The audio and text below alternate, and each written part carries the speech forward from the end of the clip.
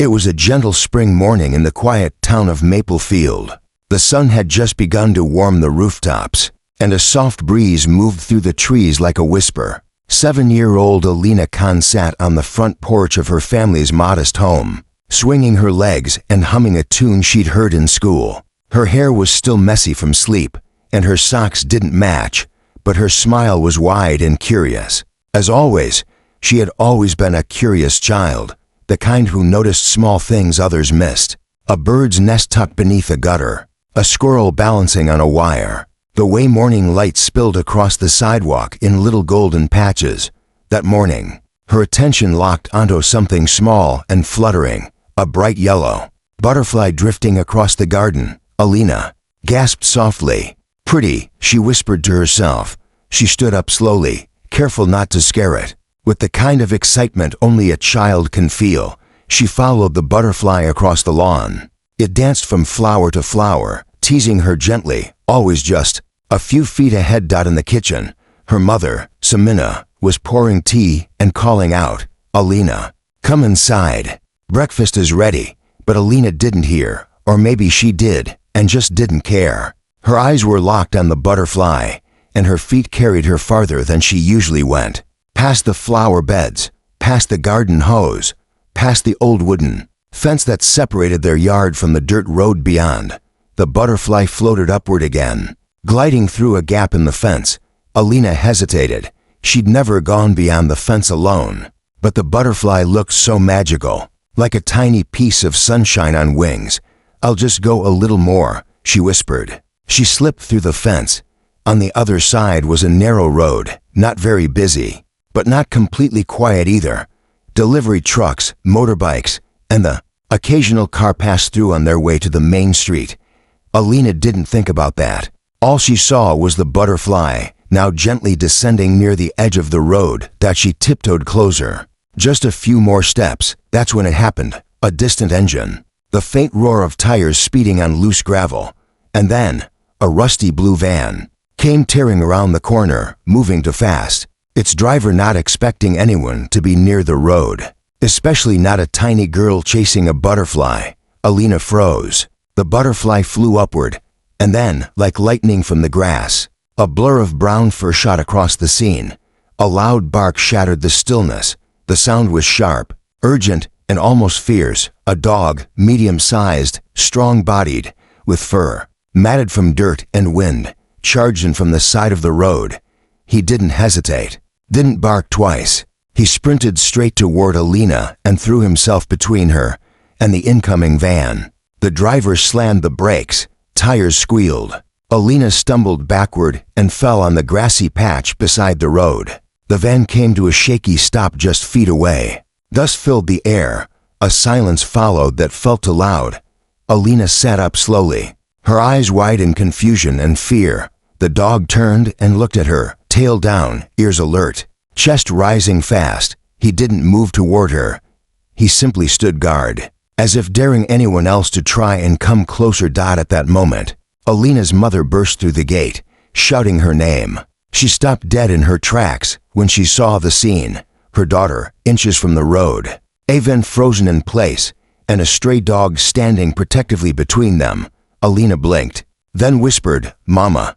He saved me, and the dog, without any instruction, sat down quietly beside her, like he'd known her all his life. Samina couldn't believe what she was seeing. Her heart was pounding so hard it felt like it might break through her chest. She ran to Alina and dropped to her knees, wrapping her daughter in her arms with trembling hands. "Are you hurt?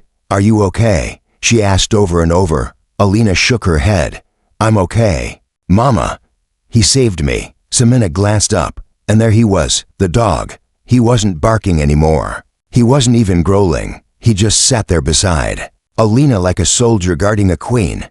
His eyes were focused, his body still, not aggressive, just present. The van's door creaked open. A middle-aged man with wide eyes stepped out slowly, wiping sweat from his brow. "I didn't see her," he said, his voice shaking. "She came out of nowhere. If it wasn't for that dog." He trailed off, looking at the animal with disbelief. By now, a few neighbors had gathered. Some had heard the squeal of tires. Others had seen the moment from their porches or windows. Everyone expected chaos, maybe even tragedy. But instead, they saw something completely different. A girl safe and unharmed, and a dog that had reacted faster than any adult could have. "Whose dog is that?" someone asked from the crowd. "I've never seen him before," said another. "He came from the bushes," added an elderly man. Like he was waiting there. As Samina held Alina close, the dog took a slow step forward. He wasn't threatening. His tail was down, his ears back, eyes soft but alert. He sniffed at Alina gently, then licked her arm once before sitting down again, a little closer this time. Alina looked up at her mother and whispered, "Can we keep him?" Samina didn't answer right away. Her mind was racing. They didn't know this dog. He could belong to someone. He might not even be safe to bring home. But she couldn't ignore what she had just witnessed. He hadn't acted like a wild dog or a stray. He had acted with intention, with purpose. He had saved her daughter. "He's not wearing a collar," one neighbor pointed out. "Could be a stray. Maybe someone dumped him out here," someone else said. "Poor thing." The dog didn't flinch. He just sat there quietly, glancing between Alina and the road, like he was still on duty. A boy from across the street slowly approached with a bottle of water. "Here, boy," he said gently. Crouching down, "You want a drink?" The dog stood, walked over, and lapped the water without hesitation, his tail giving a slow, cautious wag. Samina stood up, still holding Alina's hand. She looked at the dog. He looked back at her. For a moment, it felt like something passed between them, not a word, not a thought, but a quiet agreement. "I don't know where you came from," she said softly, "but thank you." The dog licked his nose and lay down at Alina's feet. She giggled and gently stroked his back. "He's not scary, Mama. He feels safe." The crowd began to disperse. Reassured that the little girl was fine, the van driver apologized again, then slowly drove away, glancing in the rearview mirror at the dog that had turned an accident into a miracle. Samina took Alina's hand and began to lead her home. To her surprise, the dog followed, not right beside them, but a few steps back, like a silent guardian. Every time they turned, he paused. When they looked at him, he stood still, as if asking permission to come along. When they reached the front yard, Alina looked back and smiled. "Come on, hero," she said brightly, without thinking. The name just came to her. And the dog, as if he'd been waiting to hear it, trotted up to the porch and sat quietly by the steps. Samina stared at him, then nodded once. He stayed. From that moment on, the dog never left Alina's side. He didn't bark at strangers. He didn't chase birds. He didn't dig in the yard or cause a mess. Instead, he simply followed Alina around like he had always belonged there. Whether she was picking daisies near the rose bushes or drawing with chalk on the sidewalk, the dog, now named Hero, stayed close, alert, and peaceful. He slept outside her bedroom window the first night. By morning, he was still there, head resting on his paws, tail thumping quietly when Alina peeked out and whispered, "Good morning, Hero." Samina kept her distance at first. She wasn't ready to call him theirs yet. She posted his photo online and asked around the neighborhood, hoping someone might recognize him. No one did. Local vets were contacted, but he didn't have a microchip. It was like he had appeared from nowhere. But it wasn't just his appearance. That puzzled everyone. It was his behavior. On the second day, when the mailman approached, Hero stood up and walked between him and the gate. He didn't growl, didn't lunge, just stood tall, ears up, as if checking to see if the man meant harm. When the mailman handed over the letters with a nervous smile, Hero backed away calmly. On the third day, Alina tripped while skipping down the garden path. Before she hit the ground, Hero dashed beside her and let her fall against his side, cushioning the fall. She hugged him tightly afterward, and Hero licked her cheek once, then returned to his post like nothing had happened. Word began to spread through the neighborhood, not just about the near accident, but about the dog who seemed to understand more than any dog should. "He's not just smart," said an elderly neighbor named Mrs. Rania. "It's like he knows things, like he's watching over her."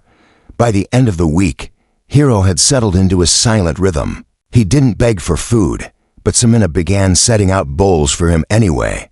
A little rice, some chicken, and clean water every time she placed the bowl. He waited until she nodded before eating. His manners were better than most people.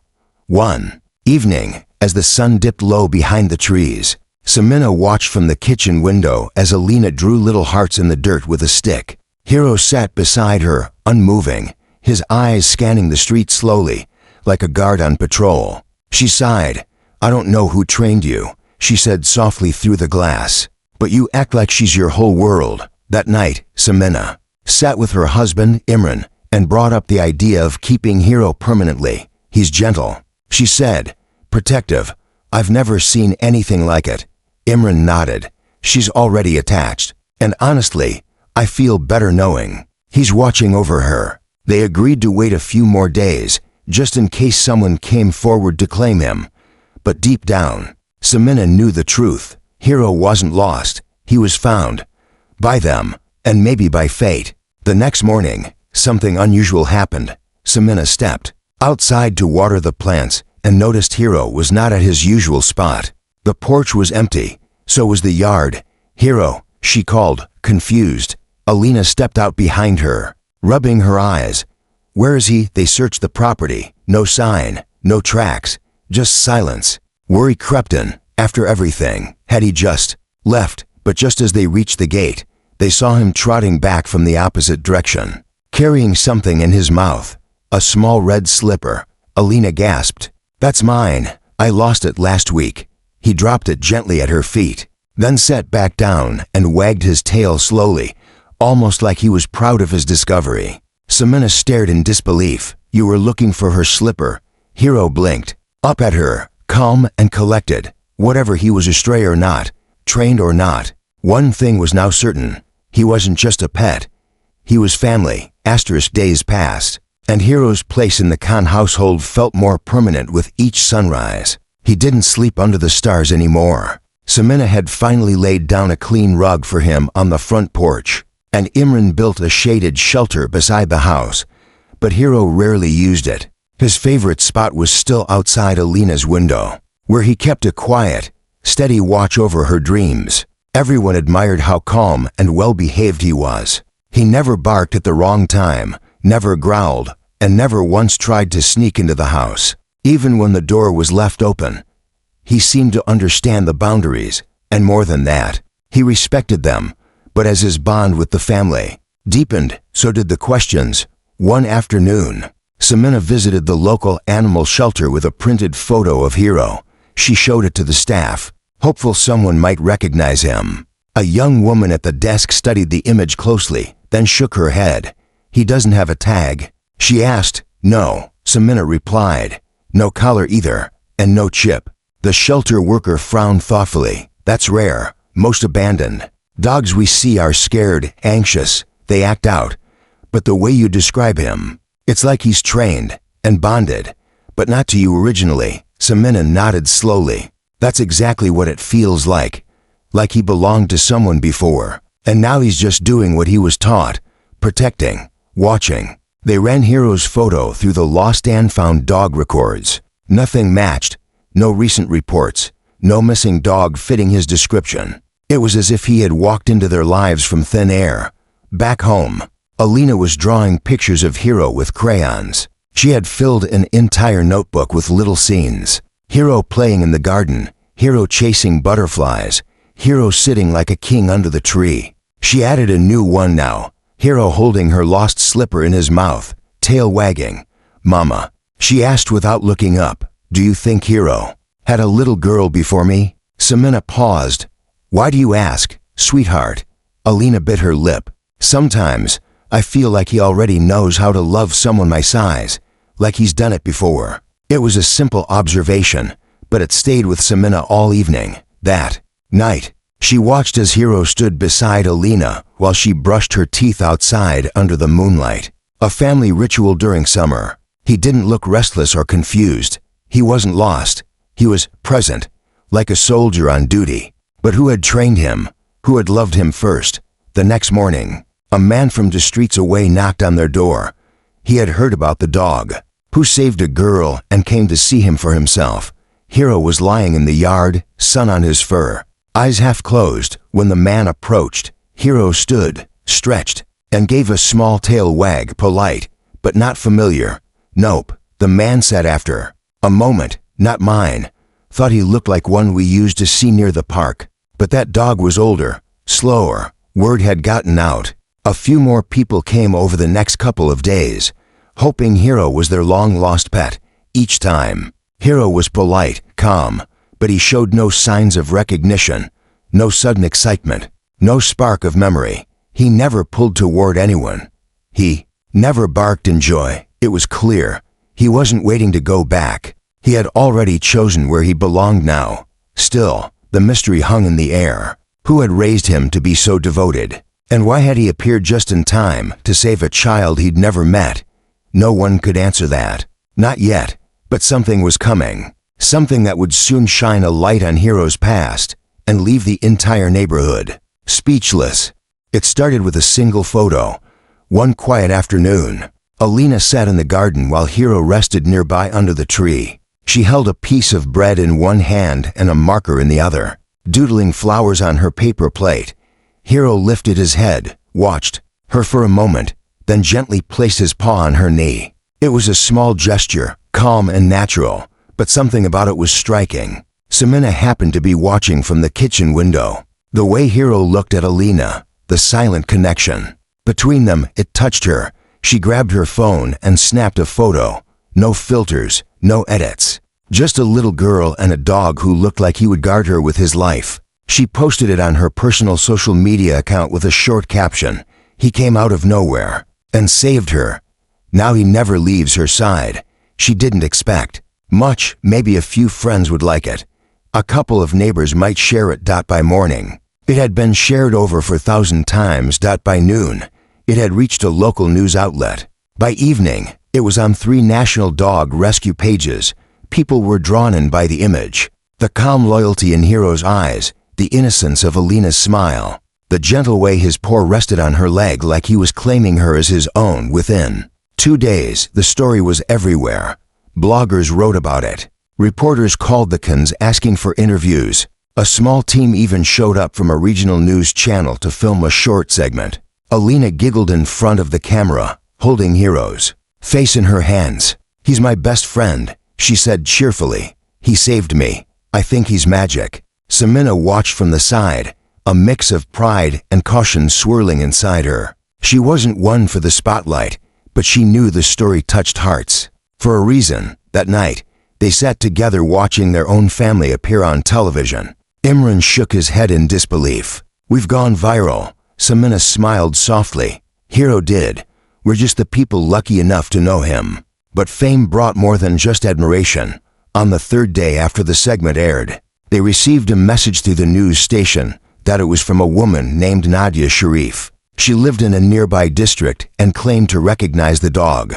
She wrote, "I think the dog in your story might be Max. My brother raised him from a pup. He was a trained search and rescue dog.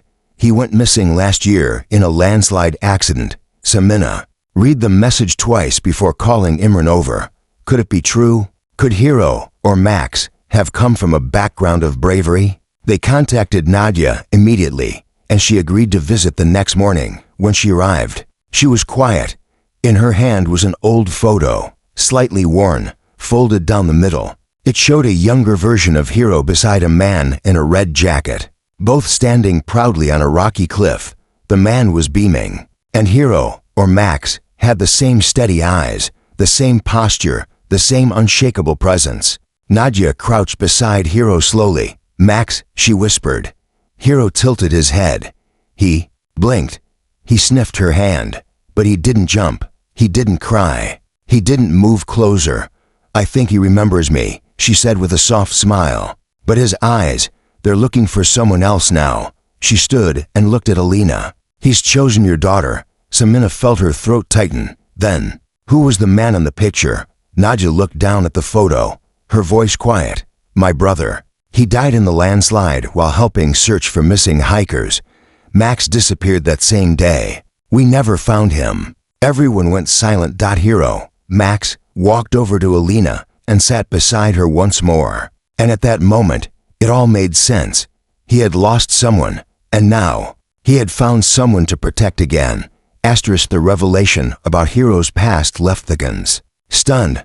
Samina couldn't stop looking at the photograph Nadia had brought. Hiro stood beside a man with the same calm strength he now showed Alina, the same quiet loyalty, the same eyes that seemed to carry the weight of something lost and something found. That night, the family sat in silence longer than usual. Imran finally spoke. How did he survive? A whole year, alone. Samina shook her head. Maybe he wasn't alone. Maybe he was searching. Alina was curled up beside Hiro, her hand resting on his back. She looked up sleepily and whispered, maybe he was looking for me. No one had an answer to that. The next morning, Nadia returned, not just with more photos, but with something even more precious, a journal. Her brother's. It's all I have left of him, she said gently, placing it on their table. He wrote everything, his missions, his thoughts, even small things. Maybe there's something in there about Max. They carefully opened the faded brown cover. Page after page, they saw a life of purpose, training, rescue drills, long nights in the mountains. His handwriting was neat, his words thoughtful. Then, they found a page that made their hands still. Max isn't just a dog, he's a partner. I swear he knows what I'm thinking before I even say it. Sometimes I joke that if anything ever happened to me, he'd find someone new to protect. He was born for it. Samina looked up slowly. He wrote that weeks before the landslide. Nadia nodded. My brother always said Max was different, not just trained, guided by something deeper. After she left, Samina couldn't help but study Hiro more closely. He wasn't just calm, he was centered, like he had made peace with the pain of the past but carried its lessons forward. Wherever he had been during that lost year, it had shaped him. Later that week, the Khans decided to take Hiro back to the base of the mountains where the landslide had happened, not to return him, but to understand him, to give him a chance to show them the path he had once walked. The drive was quiet. Alina held Hiro's paw the whole way, as if she sensed the journey was as important to him as it was to them. When they arrived, they stood near the memorial site built in honor of those who had lost their lives that day. Hiro walked slowly ahead, nose to the ground, tail low but steady. He didn't hesitate. He knew the path. They followed him for nearly 15 minutes, down a narrow trail through the woods. Then, he stopped. There, nestled under a fallen tree, was a small pile of belongings, old, faded, but unmistakably human. A piece of red cloth, a broken compass, and buried gently beneath leaves, a cracked dog tag with the name Max carved into it. Samina gasped. He came back. He visited this spot. Imran crouched, maybe more than once. Alina stood silently beside Hiro, her hand on his back. He never forgot. Hiro sat down, looking into the trees. Not sad, not lost, just remembering. Back at home, something changed. Hiro seemed more relaxed now, lighter, as if finding that old resting place had lifted a weight from his heart. He still guarded Alina like before, still followed her to the edge of the garden, still sat beside her while she read aloud. But now, he also napped in the sun, rolled onto his back without fear, and wagged his tail when Alina sang. It was clear. The dog who had once belonged to a mountain rescuer had not only found a new purpose, he had found peace, but there was still one more moment coming. A moment that would not only complete Hiro's journey, but change the town's understanding of love, loss, and the quiet miracles that walk on for pause. It started with whispers. After Hiro's visit to the mountain memorial, news spread across the community, not just of his bravery, but of his past, the fallen rescuer, and the silent journey he had taken through forests and towns to somehow find his way to Alina. People began leaving flowers by the Khans' gate. Some brought toys, others brought treats. Children drew pictures of Hiro with crayon hearts and handwritten messages like, "Thank you for saving Alina," and "Hiro, you're our angel." Samina was overwhelmed. "We didn't ask for this," she said one morning, carefully placing a bouquet in a vase. "But I think people need it. They need a story like his." And it wasn't just children who felt it. One Sunday morning, the town's mayor visited in person. A quiet man named Mr. Hazen. He knelt beside Hiro and scratched behind his ears, clearly moved. "We hold award ceremonies for bravery," he said softly to Samina, "but never for those who don't wear uniforms. I'd like to change that." The Khans agreed, as long as the event stayed small. It didn't. News had a way of traveling fast, especially when it involved a dog with a story that touched hearts. On the day of the event, the town square was packed. Families brought picnic blankets. Banners were hung across the streets. A stage was set up near the old oak tree, where Hiro's photo, the now famous one with Alina, was displayed on a screen. Alina, wearing a white dress and a flower crown, held Hiro's leash. Gently, he walked beside her like a king who didn't ask for a throne, just a place to belong. When they reached the stage, silence fell over the crowd. The mayor stepped forward. "Today, we honor not just a dog, but the spirit of loyalty, love, and quiet courage that lives in him," he began. Hiro, or Max, as we now know, once belonged to a man who risked his life to save others.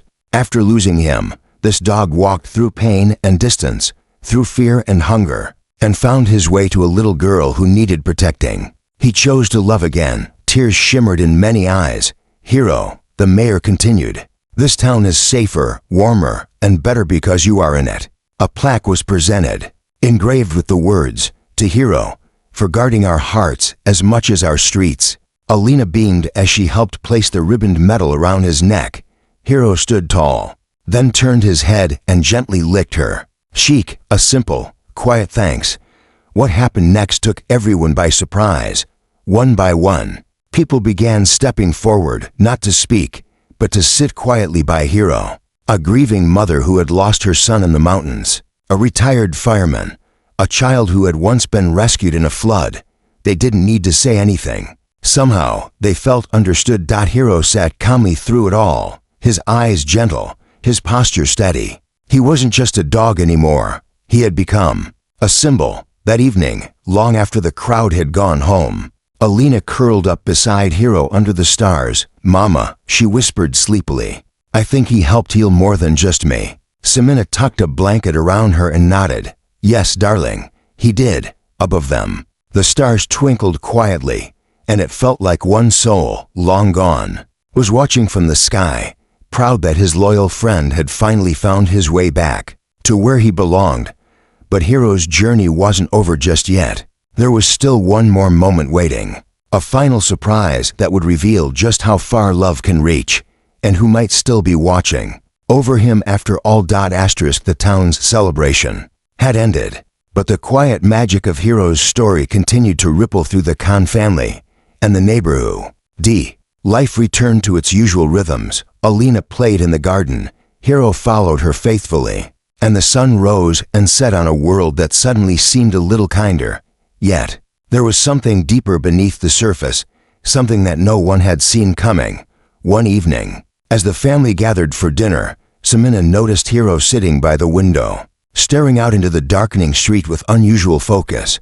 His ears perked up, his tail still. It was the look he always had when sensing something beyond human eyes.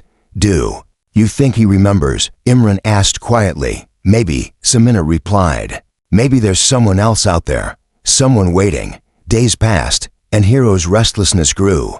He began leading Alina on longer walks through the neighborhood, stopping at corners and under trees as if searching for a sign. Samina watched with a mixture of concern and hope.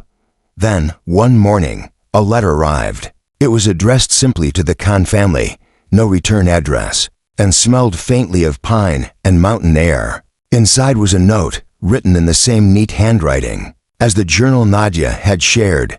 "Dear Khan family, if you're reading this, it means Hiro found you. He was more than a dog to me. He was my partner, my friend, my hope. I'm sorry I never got to thank you. You saved him in your own way, and in return, he saved your daughter. Hiro will always be watching over you, just as I did. Take care of him, and take care of each other. With gratitude, a friend from the mountains." Samina felt tears fill her eyes. Imran reached out and squeezed her hand. "Do you think it's really from him?" Alina asked, her voice barely a whisper. "I believe it is," Samina said. "It's his last gift, a way to say goodbye and thank you." From that day on, Hiro seemed lighter, happier, as if he had finally closed a circle that began long ago on rocky cliffs and dangerous paths. He spent more time cuddling with Alina, chasing butterflies in the garden, and resting peacefully. In the sun, the mystery that had surrounded him for so long was no longer a weight, but a story of love, loss, courage, and the unexpected ways lives can touch. The Khans understood that Hiro's journey wasn't just about saving a little girl. On the road, it was about the invisible threads that connect us all, threads of kindness, loyalty, and hope, strong enough to cross any distance, heal any wound, and light even the darkest night. Hiro had saved Alina, but in truth, Alina, and the Khan family, and the whole town, had saved Hiro too, and that was the most beautiful truth of all.